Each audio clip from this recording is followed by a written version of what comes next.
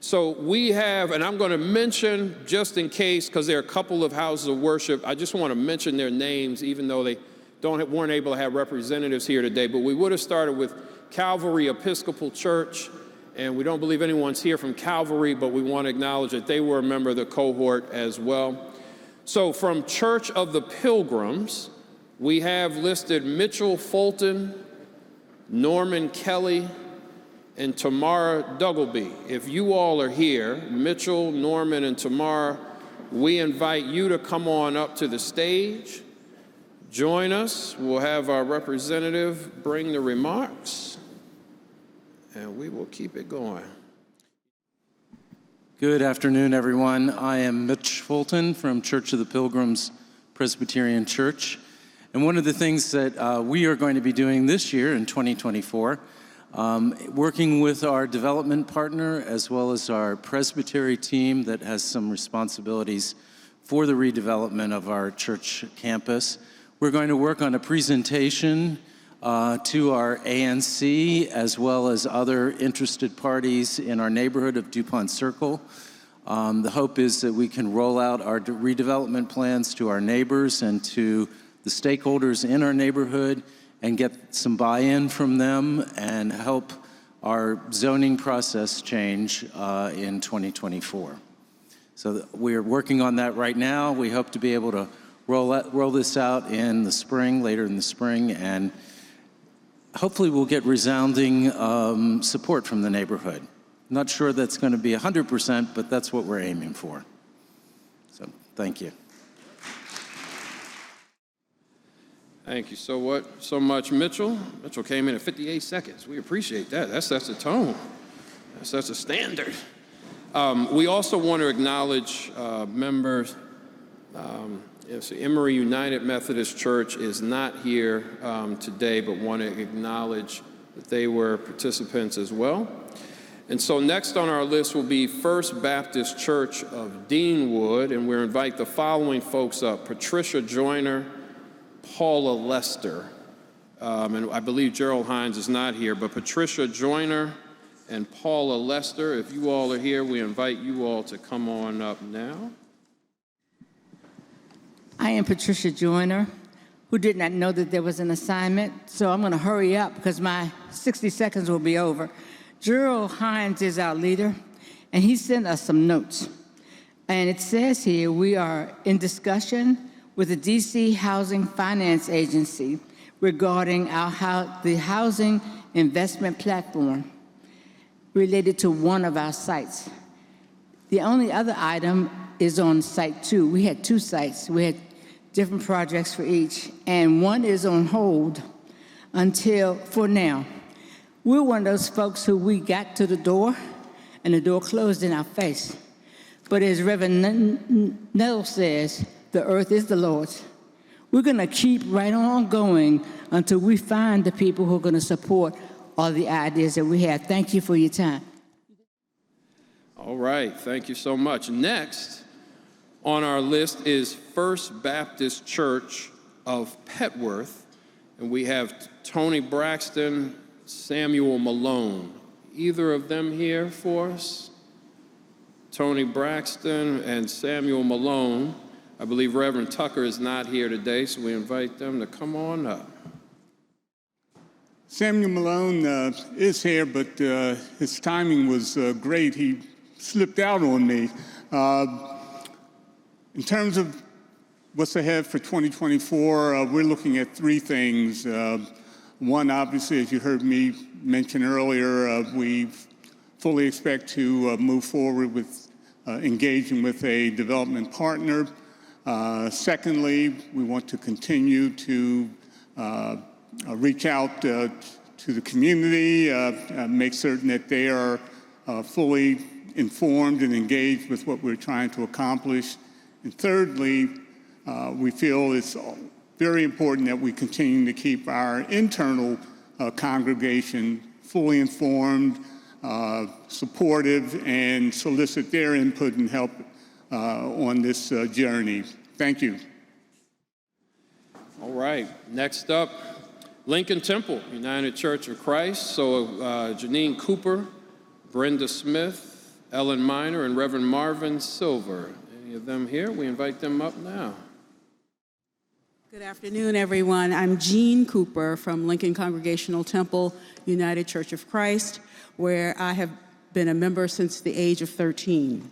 So I grew up there, and I've learned so much about the history of that congregation in this process of planning to have our building redeveloped. Currently, it is occupied by the Shaw Community Center, which is an after-school program, and 2 other non-UCC congregations worship there. So for 2024, our task will be to ensure that the subtenants are made aware of the process that will occur once the RFP has been issued.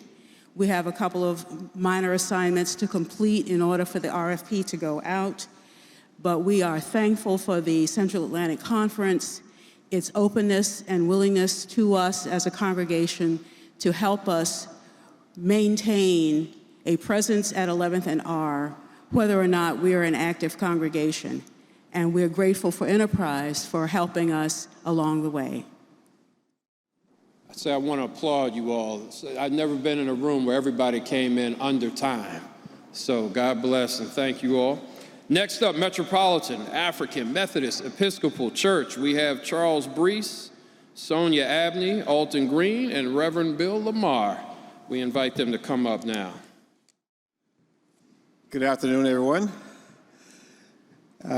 For Metropolitan, I think our goals for 2024 is several, and recognizing that many of these could take much more time than a year.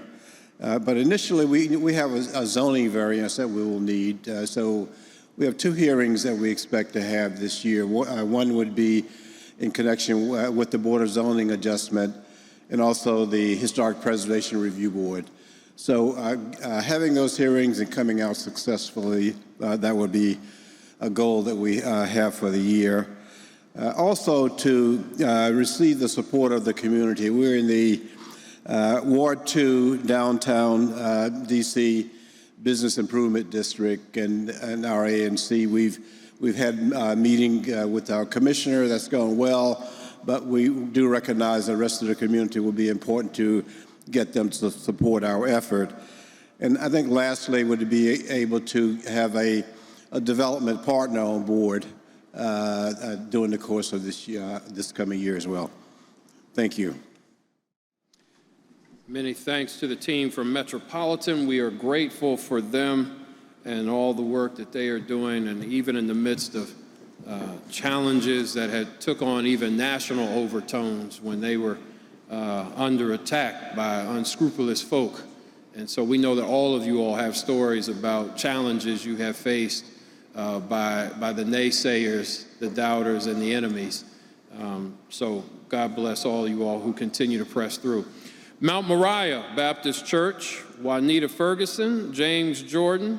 I don't believe Reverend Dalton is here, but do we have anyone from Mount Moriah? Great. Yeah, we invite them. Let's give them a hand as they're coming up.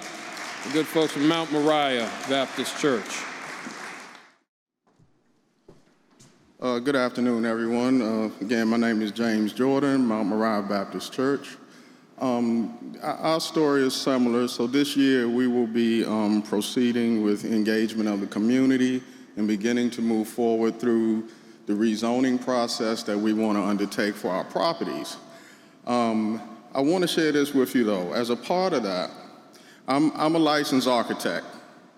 So I'm licensed in Maryland, D.C., and Virginia. I'm very familiar with the zoning processes. And so what we have come to as collectively within our committee is that we're going to move our process through the zoning piece and get that approval before we engage with our final development partner. We're using the resources from Enterprise in terms of, I'm not going to do the design. I'm co-chairman of the committee, but certainly we are looking currently in discussions with architects, engineers from the cohort that's available to us under a lesser cost than we would get if we were just to walk in the door off the street. We move everything through this process, we will certainly be in a more position of strength after we finish. So then when we select a development partner, we have significantly more leverage. All right. New Bethel Baptist Church, Deneen Langley, Reverend Dexter Nuttall, we invite them to come on up. Thank you so much, Reverend Bowers. Thank you so much, Enterprise. I have with me Elder Aretha Williams, Reverend Sue Harris Green, and Reverend Jackie Prather, who are part of our team in mission at New Bethel. Two things. One is for us to resolve our litigation matters in a manner that is consistent with the mission of affordable housing going forward. And then secondly, out of that, our intent is to use the lessons that we've learned and our relationship with Enterprise to expand and grow the mission and space of the church itself. I heard Reverend Isaac say, there's land on the hill, to paraphrase what he said, there's land on the hill and we want it. Those are our intentions for the remainder of 2024. All righty, we want to recognize New Community Church. Pastor Dickinson had to leave for an appointment. We're going to now call up Paramount Baptist Church, Pastor Riolin, Dr. Linda Williams, and Edward Kennard. Just want to say in advance that my team was so very instrumental in getting us to this point. However, their failure to show up today forfeits their opportunity to get anything out of the bag. So you all can let them know that they will not be receiving the gift certificate to Georgia Brown because Pastor had to do all the work. With that being said, two major focuses for 2024. They are, one, to be more communicative with our community. We are in conversation with our ANC, our neighbors, but we want to further those conversations, deepen those conversations so that they are clear about the vision and the goal that we have for our development project, but also to continue those conversations internally with the church. The church knows what we're doing, but we need to take it to another level and start to get into some of the more intricate details about where this project is headed and the desire therein. Thank you ever so much to Enterprise. We're going to now ask if Southeast Tabernacle Baptist Church, Reverend Donald Isaac and Deborah Stevenson, come on up. Good afternoon, and Joe has made Deborah Stevenson a member, well, she is a member of our team. When Deborah retired from Enterprise, she was one of the first persons that we reached out to, and certainly we've only accomplished what we are in part because of Deborah. We have Renita Bennett, who is a great-grandchild of the founder of the church, Phyllis Barbette, and Reverend Gregory Anderson. I think combined we have over 150 years of membership within the church. Our focus is going to be that we were in the last round of DHCD, they made 11 awards and we were 10 awards and we were number 11. So we plan to go back for the next round of funding with regard to DHCD. Secondly, we're concentrating on the renovation of the apartment building. And then third, that we're going to employ our policy, our practice of changing the community by ownership to continue to expand our footprint within the community. All right, y'all, we're getting there. We're going to ask if Reverend Joshua from St. Columbus will come up. I just want to say what a joy it's been to be here with you all today and to represent our church. Thanks for all of the insights. This next year, we're working with our architects to come up with a design of the proposal for the structure, and then we're going to take that to the ANC and to our vestry, to the community, and get some both soft approval and hard approval, and hopefully have a lot of the financing lined up, is our hope. Thank you. I know that Pastor Parks from Tabernacle had jury duty today. He got summoned, so he couldn't ignore that for this. We understand that, but we certainly want to recognize Tabernacle Baptist Church in their participation. We're now going to ask Reverend Carey, Pastor Reverend Dr. Carey, and Reverend Karen Carey from Pennsylvania Avenue Baptist Church will come up. Whew, I was a bit concerned. I guess he has us under the Pennsylvania Avenue Baptist Church. But in the coming year, we're excited to work with our new development consultant, Doug Moore, and we will move from consultant to development partner. Likewise, what we will do is continue to have courageous conversations with our community as well as the church so that we will be in alignment to begin to move forward. We will also begin to fight the battle with regard to zoning, with regard to the property that we have, and we are just, more than anything, we'll keep our prayer group together so that we'll intercede against anything that tries to come against our success in the coming year. God bless. And so I can go home, I have to introduce my wonderful, dynamic, amazing, and lovely wife, Reverend Karen Curry.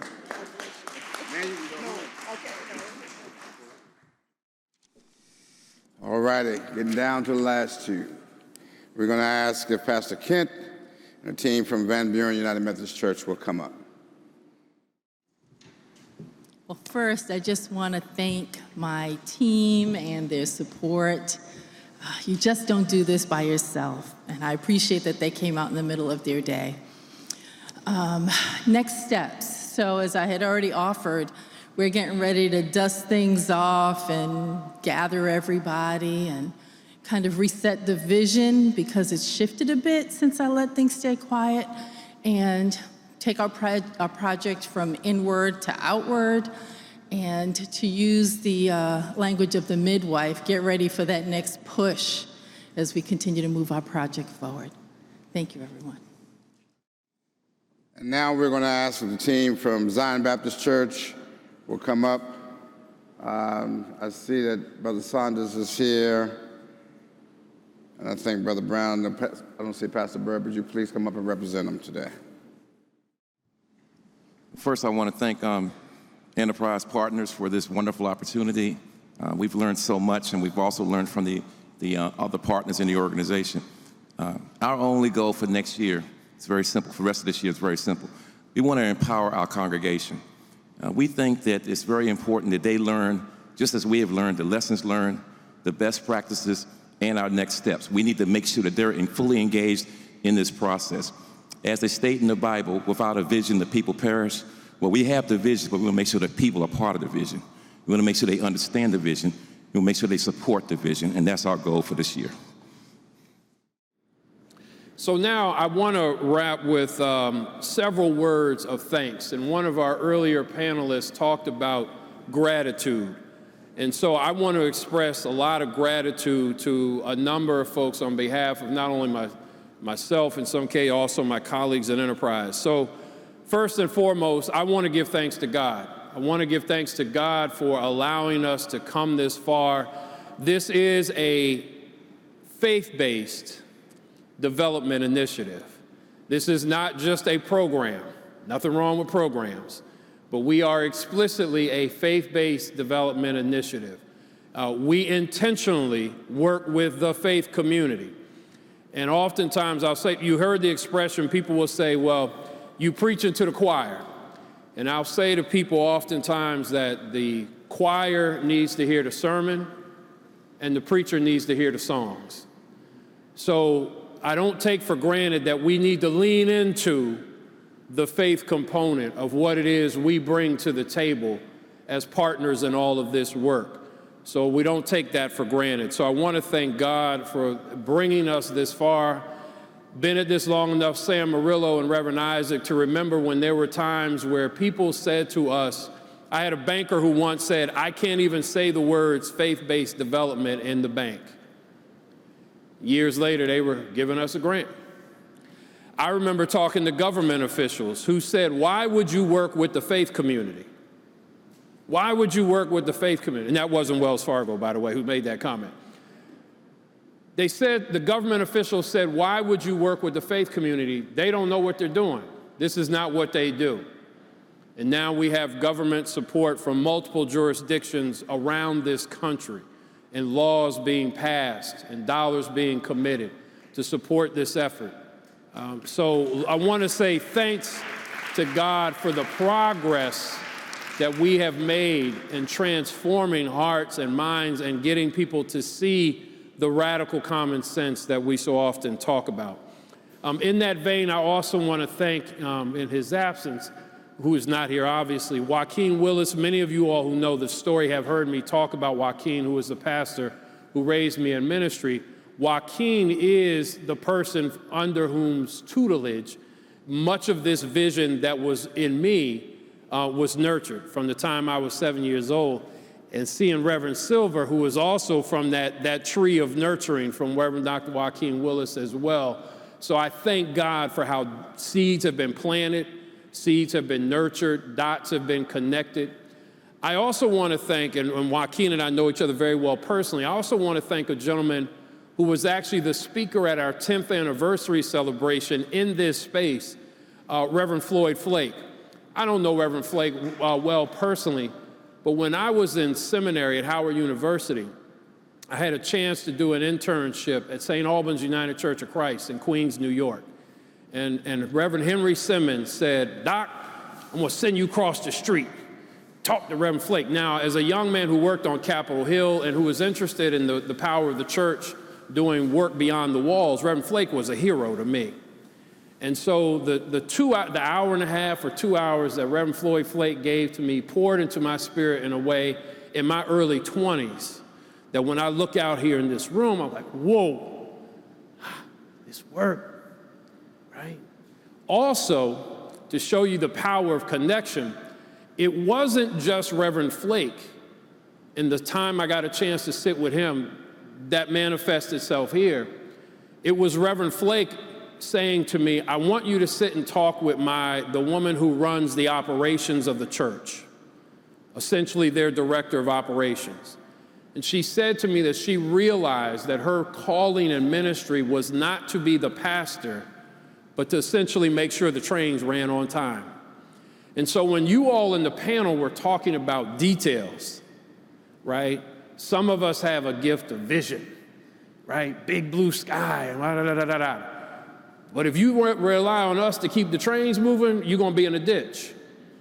And so that was an important lesson for me that again plays out here because it reminded me every day to this day the importance of not only having visionaries in this development work, but the people who know how to pay attention to them details, right? And so I want to thank Reverend Floyd Flake for that time years ago. I want to thank Doug Moore, who was the instructor for this cohort. Doug, if you would, sir. Doug Moore. Doug was the instructor for this cohort, and we are so grateful, man, for the 20 hours. It ain't easy teaching. And teaching in a Zoom modality, again, on the back ends of a pandemic, and what are we doing? So to manage that, right? A bunch of adults who are busy, right? And got all this stuff going on. And for Doug to not only put the curriculum together, but to also be able to be engaging in a way that helped each of you all become more comfortably conversant. We want to shout out Doug for his work. I want to thank all of the cohort participants, all of you all, for your commitment to feed the sheep and tend to the lambs. To feed the sheep and tend to the lambs, and to further God's justice and grace in the world. When we talk about making offerings of time, of talent, and of treasure, your commitment of your time is an offering, right? It is an offering. And so for you all to be, somebody said the word humility, to be able to humble yourself and say, I need to go in and sit and get this instruction, right? I need to sit and get this instruction and get my lay leadership to get this instruction. Thank you. Because there are some folks, and we won't name names, but we've all seen them, who want to come in and think they can get over, as my late mother used to say with the gift of gab. Hey, Doc, yeah, man, we're going to get this done, yeah. And meanwhile, you're getting took to the cleaners, getting taken advantage of, not having the impact that we could have in our communities. So your willingness to be able to commit yourself to more excellence, to more preparation, particularly, and Joe talked earlier about we're going to keep it real. At this stage of life, right? And somebody talking about going back to school, Dr. Curry, class, and you the pastor, you the boss, but now you're gonna humble yourself, right? And get that instruction. That needs to be acknowledged. That is no small thing when you do that. So I want to thank you all, clergy, thank you all, lay leaders, for you're willing to make that commitment of time. The final word, and I know preachers always get 3 final words, but this is legitimately the final word. At Howard University School of Divinity, one of my professors was Cartwright Davis. And one time, I'll never forget, a classmate of mine asked Dr. Davis, he said, Dr. Davis, because, it was a lot of work and people were, second career and they felt they were feeling burdened and overwhelmed and all like that. And somebody asked Dr. Davis, they said, Dr. Davis, when do we get a chance to rest? When do we get a chance to rest? And I'll never forget, Dr. Cartwright Davis looked at them and said, you will have an eternity to rest when you die. He said, so in the meantime, keep at it. So to paraphrase 2 Timothy 4, until our race is finished, we want you to keep the faith and keep fighting the good fight. Because our race ain't finished yet. Our race ain't finished. We can go anywhere in this city and see all kinds of need. So when that foolishness raises its head, when the naysayers come up, and they have, and they will, and whether you got to speak to them in the angelic tongue or unnatural tongue, please remember, as it is in the book of Nehemiah, remember who your God is and who you are fighting for, and keep at it. We will have an eternity to rest when God calls us home. But the sheep are out here crying. The lambs are out here crying. They need us to stay faithful, to tell our folk, if this is your faith orientation, in the name of Jesus, get on behind me. I got work to do. And we're going to keep pressing on. And I commit to you that we here at Enterprise will continue to be in the fight with you. Thank you all for being here. Thank you for the work you're doing. God bless everyone. Take care.